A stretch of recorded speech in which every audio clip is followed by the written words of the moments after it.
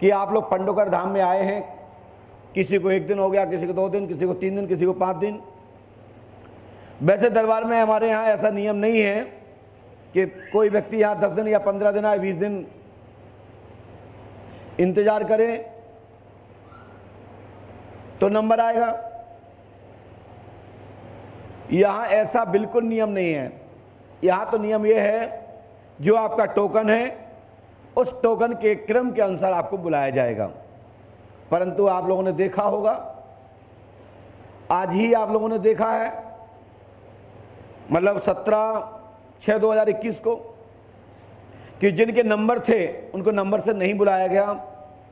ये पंडोकर धाम में ऐसा पहली बार हुआ है। जो नंबर में बैठे थे उनको छोड़ करके दूसरे लोगों को बुलाया गया। लेकिन ये दरबार में एक सैंपल है, एक पंडोकर सरकार का दरबार का एक आपको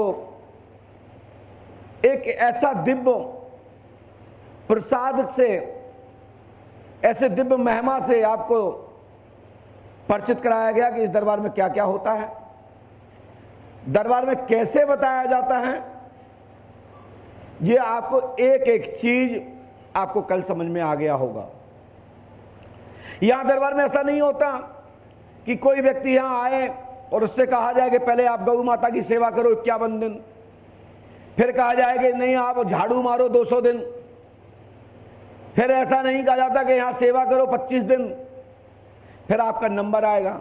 पता है ना, इतना दुनिया में कोई व्यक्ति नहीं है जो आप अपने मन की बात, जो समस्या लेके आया हो, किसी धाम में गया हो, किसी तीर्थ में गया हो, किसी डॉक्टर के पास गया हो, तो वो दाएं बाएं तो बकी देता है, यानी बोल देता है, अरे यहाँ तो नंबर 10 दिन में आएगा, हमारी मोड़ी परेशान है, हॉस्पिटल में भर्ती है, हमारा मोड़ा घर छोड़ के चला गया, हमारा पति दारू पीता, हमारे बच्चे की तो नौकरी की बात थी, बताओ महाराज जी ने कह दिया 4 दिन बाद नंबर आएगा, 6 दिन बाद नंबर आएगा।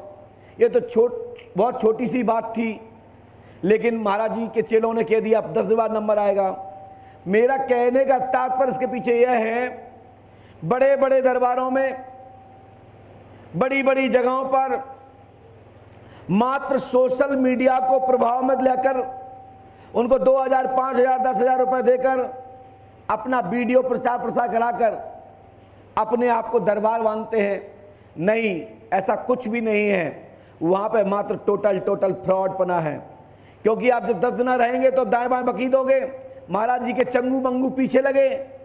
आपने सोचा कि ये भी हैदराबाद से, दिल्ली, बंबई से आए हैं, कलकत्ता से आए हैं, आपने भक्त मान के बता दिया कि हम जैसे वैसे भक्त, और वो थे महाराज जी के चेले। और महाराज जी को बता दिया कि महाराज जी पीली साड़ी में एक माता जी आई हैं ना, 3 दिन हो गए हैं, इनको बच्चा नहीं है, बच्चे के लिए आई हैं। महाराज जी ने चमत्कार दिखा दिया 50 लोगों के सामने, वो पीली साड़ी वाली खड़ी हो जाएं, उनके बच्चा नहीं है। आपको लगा अरे महाराज जी कैसे जान गए।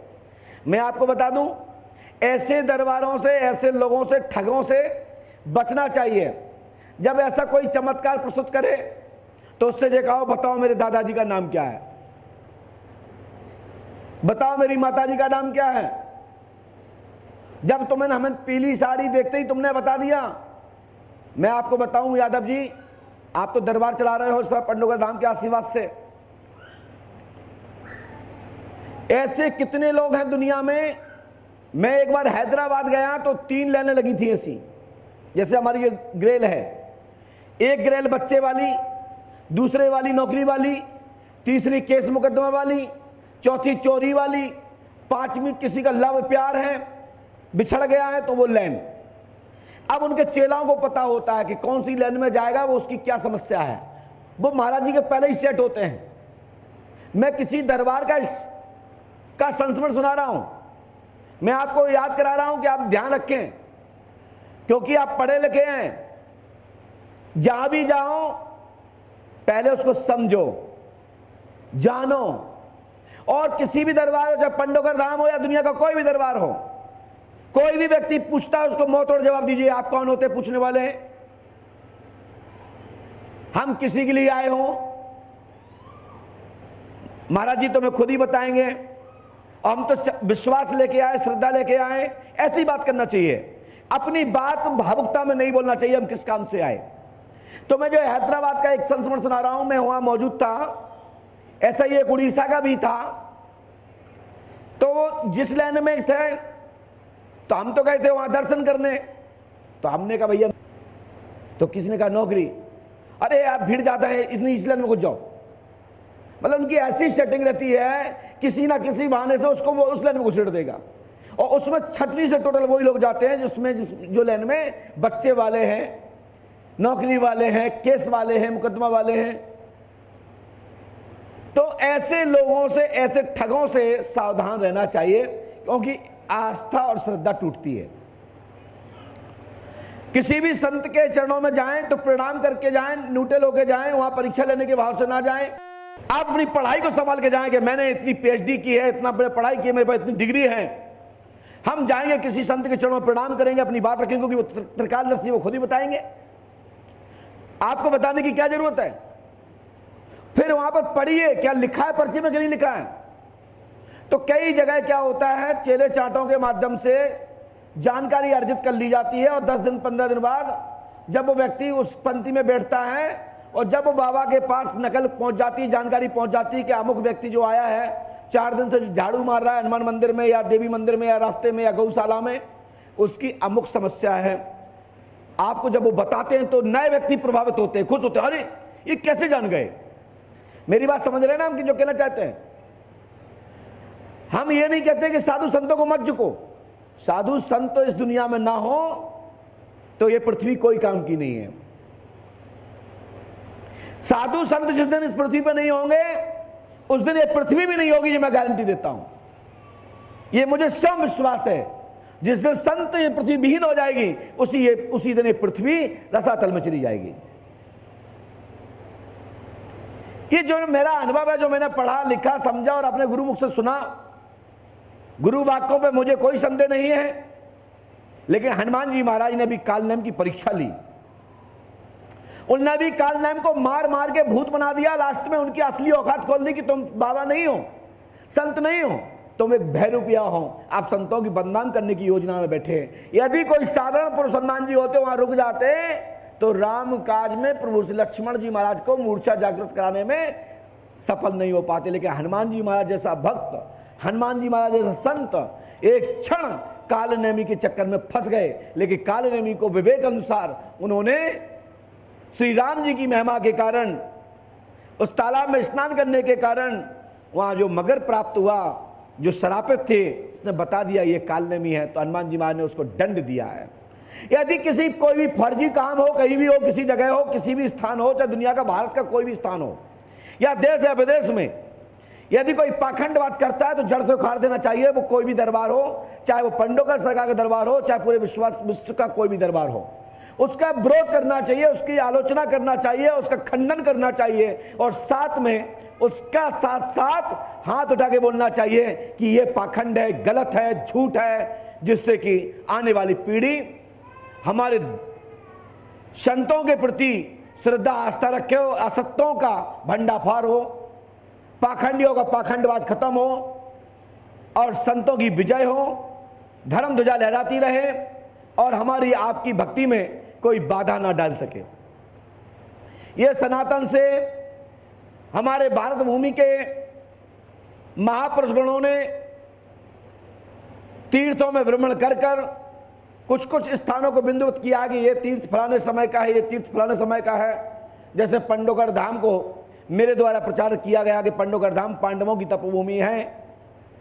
यहाँ की जनश्रोती, यहाँ के कवि लोग, यहाँ के विद्वानगणों ने पंडोकर धाम की महिमा, भद्रावती नगर यानी भांडर की महिमा को गाया, दतिया की महिमा, दंतवती नगर का नाम का उल्लेख किया, और ये ऐतिहासिक भूमि को सनक सनंदन शरत कुमार जी की, ब्रह्मा जी के मानस पुत्रों की तपस्या स्थली से संबंध जोड़ा, और भद्रावती नगर और सनक सनंदन शरत कुमार ब्रह्मा जी की तपस्या स्थली यानी कि उनके पुत्रों की तपस्या स्थली सेवड़ा को भांडर भद्रावती नगर से कूप से संबंध जोड़ा गया है, गौमुख से।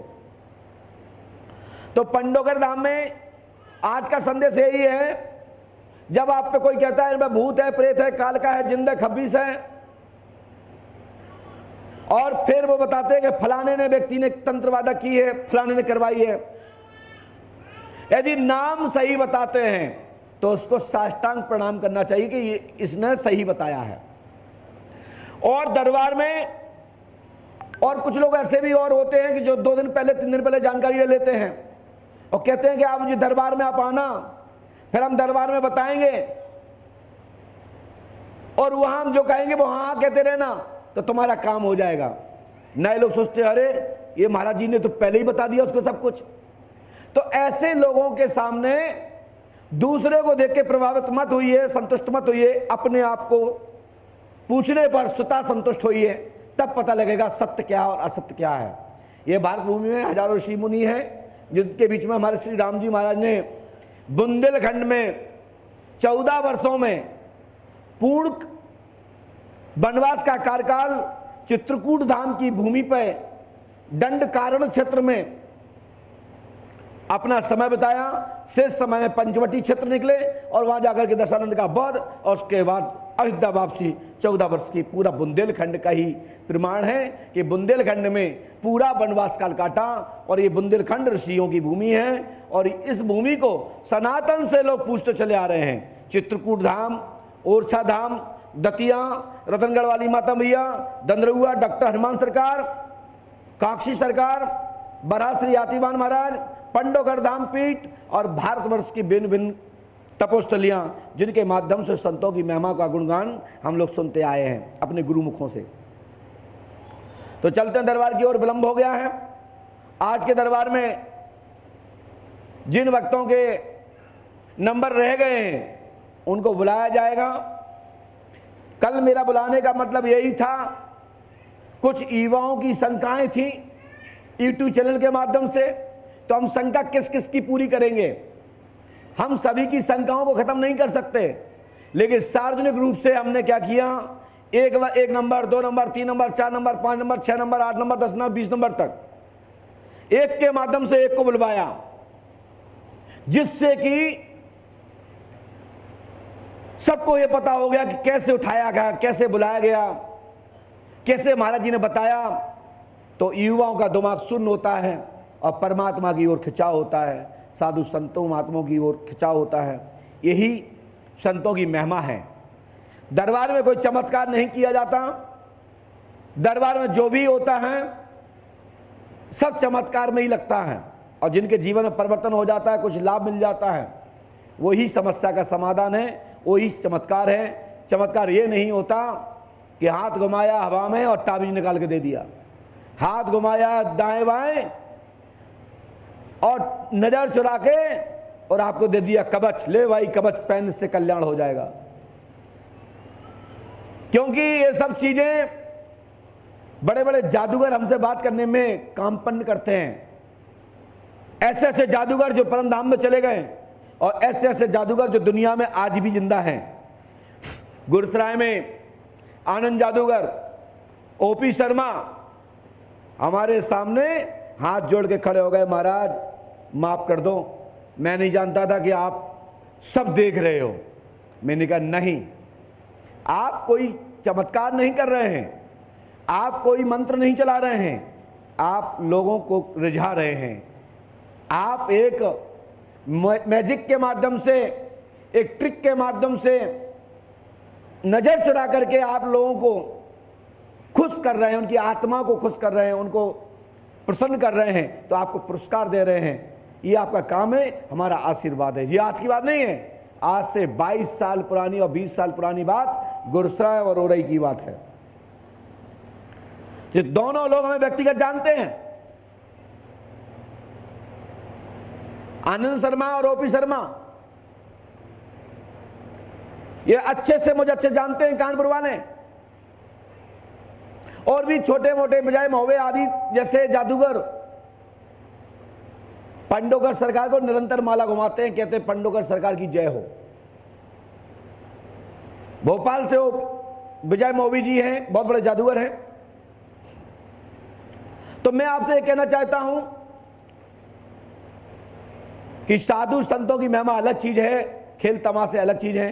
तो ये रुद्रासों से और ताबीज निकालने से या रसगुल्ला देने से या काजू किस्मत दे देने से, अरे देना है तो 1 आध 2 ट्रक दे दो, ये क्या, एक काजू निकाला, घुमाया हाथ, बोले ले एक काजू से क्या होगा, दांत में ही दब जाएगा हमारे। तो निकालना है तो 2-4 खोवा दे दो।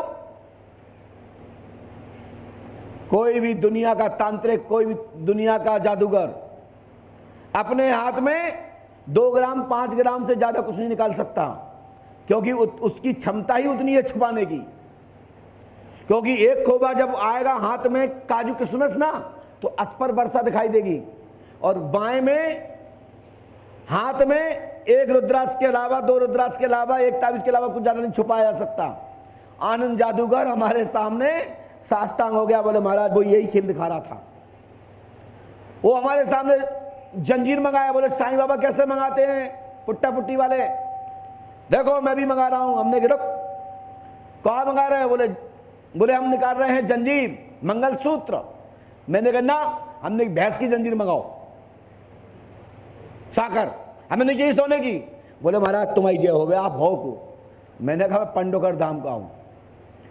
भाई देखने का सबको शौक होता है, हम भी बच्चे हैं, मैं भी, हमारे यहाँ मेला लगता है, हमारे यहाँ बड़े तमाशे वाले आते हैं, पंडोकर धाम में भी जादूगर आते हैं, यज्ञों में बुलाता हूँ बच्चों को, अपने क्षेत्र के लोगों को रिझाने के लिए। तो मैंने कहा भाई जंजीर मत मंगाइए, मंगाना है तो भैंस की साकर मंगाओ। बोले इससे क्या होगा, हमने कि ये देखना चाहिए साकर आती कैसे है। जंजीर तो कहीं भी आप छुप सकती है, क्योंकि वो 1 ग्राम 2 ग्राम 5 ग्राम 6 ग्राम 10 ग्राम 1 तोला, या मंगाना है तो 5 किलो की जंजीर मंगाओ, या 1 किलो की मंगाओ, या 250 ग्राम की मंगाओ। बोले भाई साहब आप पेट पे लात मत मारिए। ऐसे ही पंडोकर धाम में अगली बार जादूगर आया, उसने भी हाथ लास्ट में जोड़े। तो मेरा कहने का मतलब है, ये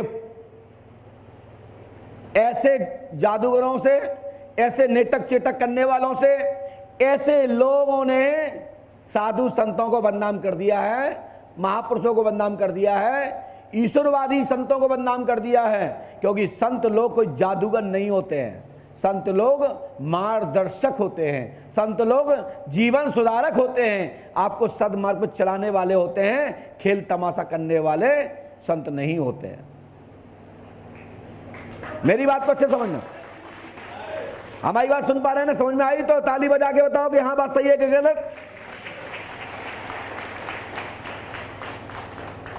ताली सत्य पे बजाइए या सत्य पे।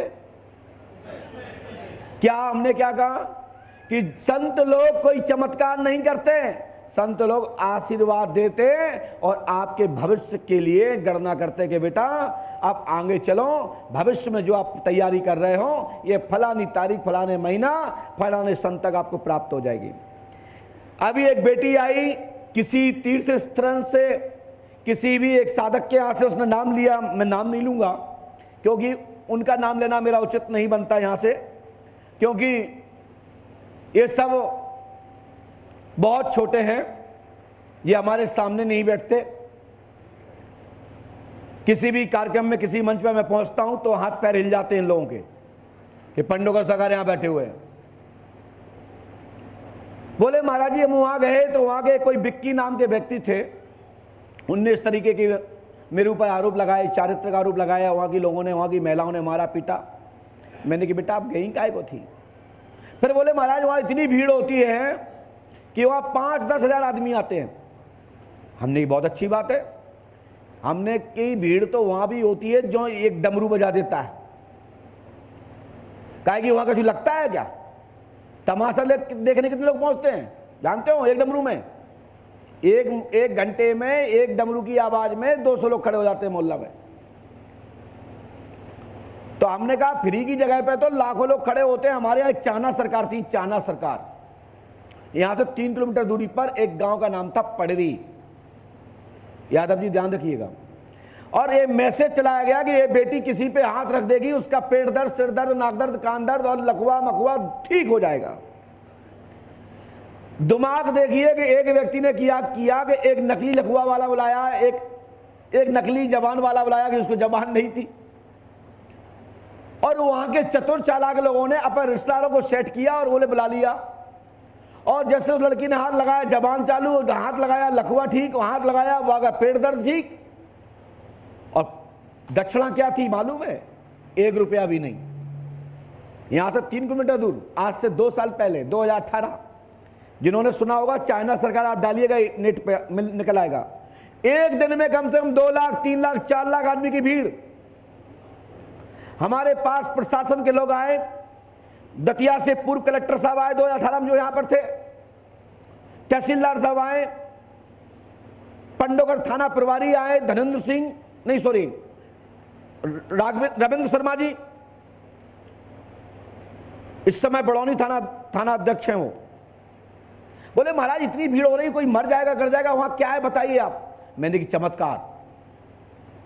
बोले क्या चमत्कार? हमने की बात को एक दूसरे को खबर भेजी गई है कि बोले गणेश जी दूध पी रहे हैं, शंकर जी दूध पी रहे हैं, कोई न्यूज नहीं चली और पूरे दुनिया में खबर।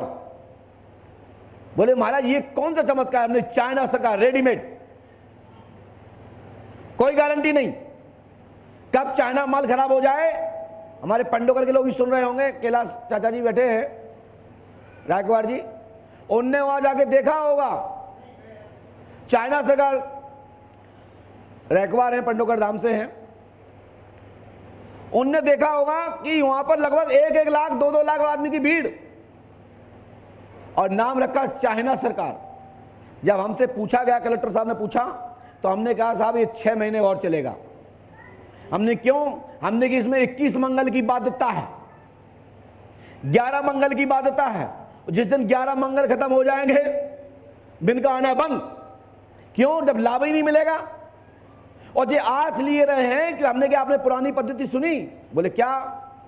हमने कि किसी डॉक्टर की फीस हो 200 रुपया और वो 1 हफ्ता तक फ्री देखता हो 200 रुपए में, तो दवाई काम करे या ना करे, लाभ हो या ना हो, लेकिन वो मरीज 200 रुपए के चक्कर में हो जाता है। अरे दूसरी जगह जाए 200 रुपए फिर लगेंगे, अच्छा इनको हमने पहले ही 200 रुपए दिए हैं, 7 दिन की गारंटी है, फ्री में दिखाएंगे, दवाई चेंज कर देंगे। अब दिमाग लगाइए कि यदि 7 दिन में हमने 3 बार दवाई चेंज कर दी तो उनकी फीस तो निकल आई। ऐसे ही फ्री की चक्कर में लोग सैकड़ों की संख्या में भीड़ पहुंची और 6 महीने में चाइना सरकार स्वाहा। और चाइना सरकार के पूरे परिवार यहां आता है हर अमावस्या पे। कल रामधुन भी ले आए थे उनके माता पिताजी, परिवार के लोग, चाचा ताऊ। कल उनकी जो रामधुन आई थी आपने देखा होगा, वो चाइना सरकार जी के घर की थी। तो मेरा कहने का तात्पर्य है कि जहां कुछ नहीं लगता वहां भीड़ होती है। होशंगाबाद क्षेत्र में एक पेड़ था, पेड़ को छूने की कृपा थी, पेड़ छूते ही लाभ हो जाता था, आपने सुना होगा। एकदम लाखों की भीड़। वहां के डीएम साहब हमसे मिलने आए, हमारे एक पूर्व क्या वर्तमान में इस समय डीजीपी हैं, एडीजी, उनके माध्यम से बोले पंडोकर सरकार से पूछ लो यदि उस नीम में कुछ, उस पेड़ में कुछ हो तो हम क्यों वहां मरने जाए। तो भोपाल में भगवान की कृपा से अधिकारी पदाधिकारियों के बीच में ठीक इसी कृपा से छवि है पंडोकर धाम की। हमारे पास प्रशासन के लोग आए तो हमने लिखा कि उसमें कुछ भी कोई चमत्कार नहीं है, एक बाबा के द्वारा मनगढ़ंत इस योजना को चलाया जा रहा है। प्रशासन ने उनको उठा के बंद कर दिया। मेरा कहने का तात्पर्य है, पोल आदमी की कब खुलती है जानते हो? जब समय निकट जाता है। पंडोकर धाम में लिखित दिया जाता है, लैमिनेशन करा के रखो। इनको बोलने के पीछे का आशय हमारा यह है, चाहे वो नीम केड़ा का दरबार हो, चाहे उज्जैन का हो, चाहे बैरसिया का हो, चाहे अब्दुल्लागंज का हो, चाहे उधर जाकर के मंदसौर का हो, उसके बाद मऊ का हो, रतलाम का हो, पूरे भारतवर्ष में हमको जहां जहां दरबार लगते हैं, विशेषकर लोग मुझे जानते हैं, जहां सच्चाई होती है वहां एडवर्टाइज की आवश्यकता नहीं होती है, प्रचार प्रसार की आवश्यकता नहीं होती है, स्वतः ही प्रकाश होता है, लाइट दिखती है दूर से।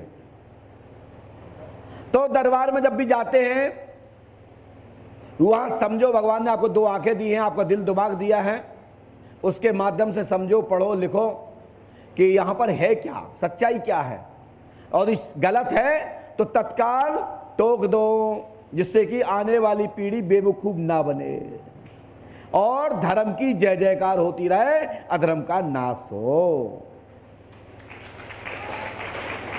इतना बोलने के पीछे का हमारा इतना ऐसा ही रहस्य है और कोई रहस्य नहीं है। इस दुनिया में संत ना होवे तो ये पृथ्वी कोई काम की नहीं। जिस दिन इस संतों से विहीन हो जाएगी, पृथ्वी खाली हो जाएगी, उस दिन ये धरती रसातल में चली जाएगी। कोई भी दुनिया का कोई भी केवट नहीं है कि इस संसार को कोई भी पाल लगा सके सिवाय संतों के। तो संत हैं, संत रूपी केवट हैं, तब तक इस संसार में परमात्मा का दरबार, परमात्मा की कृपा की जय जयकार होती रहेगी। जब संत नहीं तो जय जयकार खत्म और पृथ्वी समाप्त। ये मैंने अपने गुरु मुख से जैसे सुना, संतों के मुख से, वो मैंने आपको बताया। अपन चलते दरबार की ओर। जो भी लिख के दिया जाए उसको लेमिनेशन करा के रखें। और आप किसी भी दरबार से लौट के आए हों, आप कितने लोग अनेक अनेक दरबारों से लौट के आए, हाथ उठा के बताएं, क्योंकि हम ये नहीं पूछेंगे आप कहाँ कहाँ से लौट के आए। अनेक अनेक दरबारों में आप लोग गए हैं, कितने लोग गए हैं, हाथ उठाएं। इतने लोग गए, कहीं ना कहीं से लौट के आए हैं। मैं ये नहीं पूछता आप कहाँ से लौट के आए हैं। क्यों नहीं पूछते हैं? क्योंकि मेरा किसी से कोई विरोध नहीं है। हो सकता है कुछ गलती आपकी रही हो सकता है कुछ बताने वाले की गलती रही हो सकता है कि समझने की भी गलती रही हो, इसलिए आपका काम नहीं हुआ, वहाँ से आप लौट के आए। अब इसके बीच का रहस्य तो आप ही लोग ही जानते होंगे, क्या कारण रहा, इसलिए आप यहाँ लौट के आए। जय श्री राम, जय पंडुका सरकार।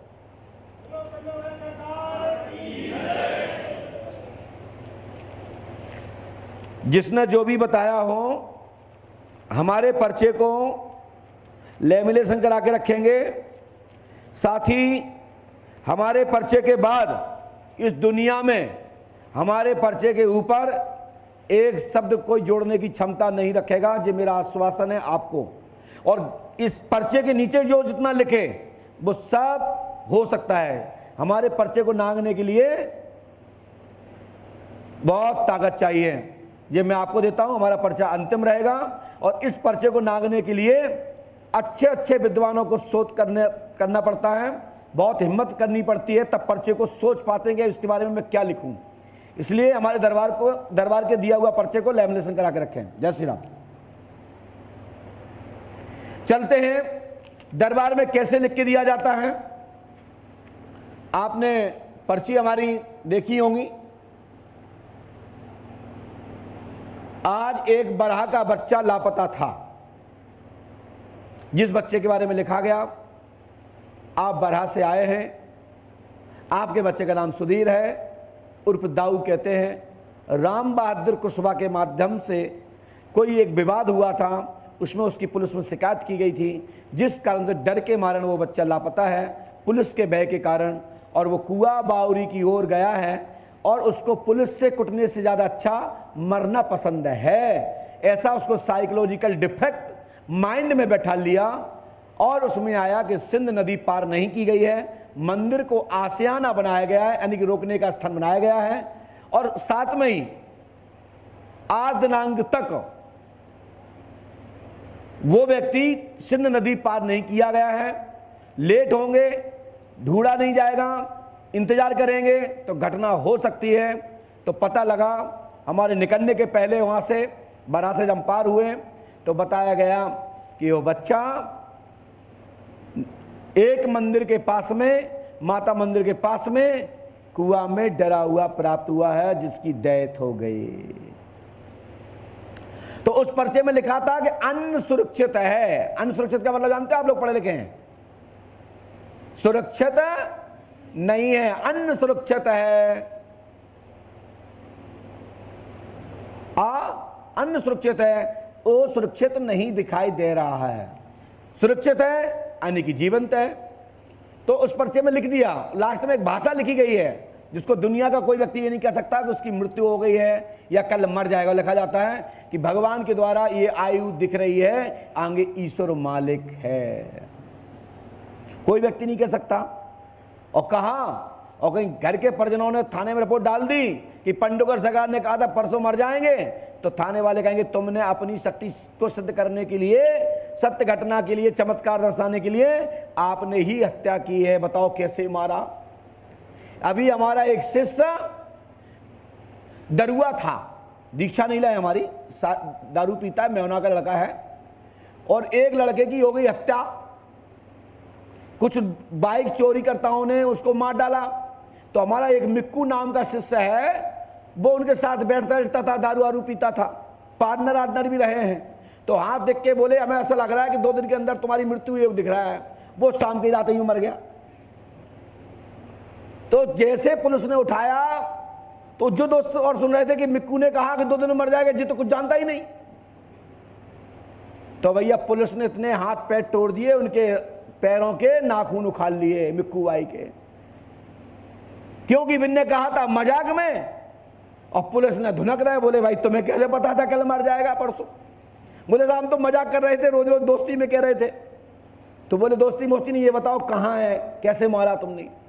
उसका रहस्य अभी अभी खुला है। हमारे पंडित जी बैठे हैं राम जी महाराज, उनको पता है घटना का, मेहुना से। तो भैया कुछ चीजें नहीं जानने के बाद भी नहीं बताई जा सकती हैं। वहां पर हमारे ऋषियों ने शब्द दिए हैं, ईश्वर मालिक है। मैं सोनू माझी जानते हैं, जब मैं अपने पर्ची में लिखता हूं ईश्वर मालिक हैं, तो अंतिम हमारे यहाँ पर हमारे कार्यकर्ताओं के रोम रोम खड़े हो जाते हैं कि अब तो इसका बचना ही मुश्किल है। गुरुजी ने ईश्वर मालिक लिख दिया। ये कोड है हमारा।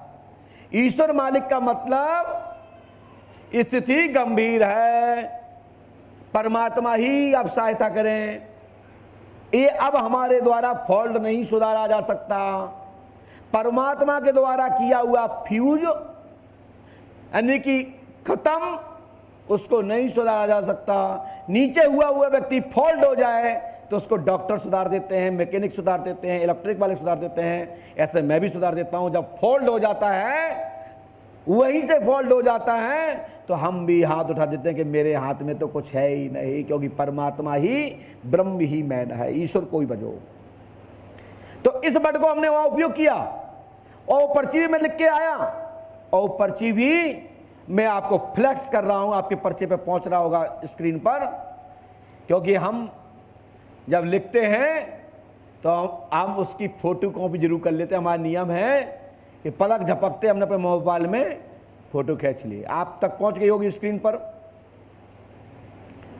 तो इसी प्रकार से वो पर्ची मेरे पास में उपस्थित है और वो पर्ची हमने आप तक फ्लैक्स पर भेज दी है।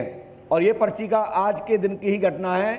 हम बरहा से ये समस्या का अपने ग्रामवासियों के बीच में बैठ करके आए। दुखित घटना है। परमात्मा उस बच्चे को शांति प्रदान दे, मुक्ति हो और परम धाम प्राप्त हो। ईश्वर से प्रार्थना, उनके परिवार परिजनों को ईश्वर ताकत दे, हिम्मत दे, यही ईश्वर से प्रार्थना करते हैं। आइए दूसरा पर्चा। आपने जैसे देखा था कल का चोरी वाला, दूसरा पर्चा ये एक और है जिस पर्चे में लिखा गया है कि तंत्र क्रिया है। प्रभाव है नीरज कुमार जी, अग्रवाल नाम है, ठाटीपुर एवं ग्वालियर से आए हैं, स्नेता नाम है। और सुराग प्राप्त होगा। आपकी पत्नी कौशलेंद्र कुमार तोमर के साथ लापता है।